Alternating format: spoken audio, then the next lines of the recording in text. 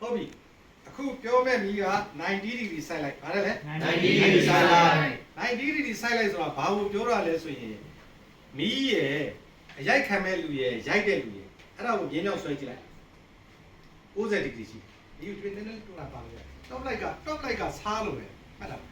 စားမပါတဲ့ဟင်းရှိလားရှိပါဘူးဟင်းမဆိုစားပါတယ်ပါဗျာအဲ့တော့ top light ဆိုတာဘယ်ပုံမဆို top light ထည့်တာ okay အော်90 degree စိုက်လိုက်ကြည့်နှာခေါင်းကနေပြီးတော့တောက်လျှောက်မျက်နှာကိုထက်ချမ်းမှောက်သွားတယ်တွေ့လားထက်ချမ်းမှောက်သွားတွေ့လား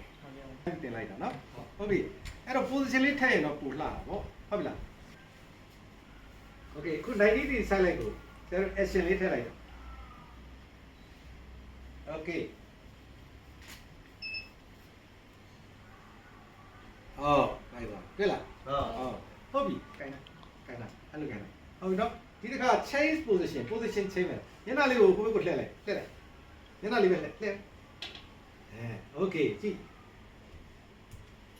ဒီကတော့ဒီမီပဲဘာမှအပြောင်းလဲမလုပ်ဘူးအပြောင်းလဲလုပ်တာဘာလုပ်တာလဲလူ position change လိုက်တာရှေ့တက်တဲ့နဲ့ဘယ်ကို change လိုက်တာလဲဘေးကို change လိုက်ဟောရှေ့တက်တဲ့နဲ့ဘေးကို change လိုက်တော့ဟောတူလားလူတော့နော် okay အဲ့တော့ဒီမှာကြည့်ဒီလိုရှိတယ်90 degree စိုက်လိုက်ကိုနှလုံးညှက်ပြီးရင်လည်းရတယ်ဒါကဒီမီကိုညှက်လိုက်ကြည့်90 degree စိုက်လိုက်ဘယ်ညာညှက်လိုက်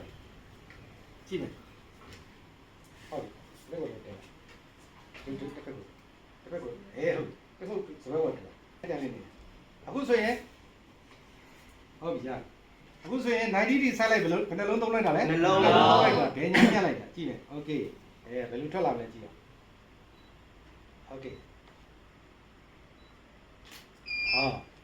90 degree စိုက်လိုက်ကိုဘယ်ညာညှက်လိုက်တာ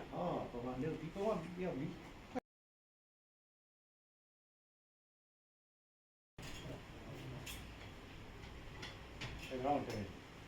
ဟုတ်ပြီ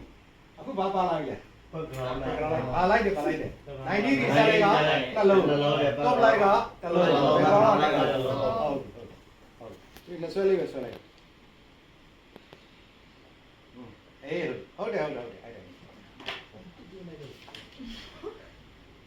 โอเค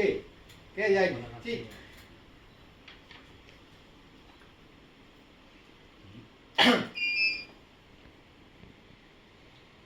နိုင်ပါဟုတ်ပြီနော်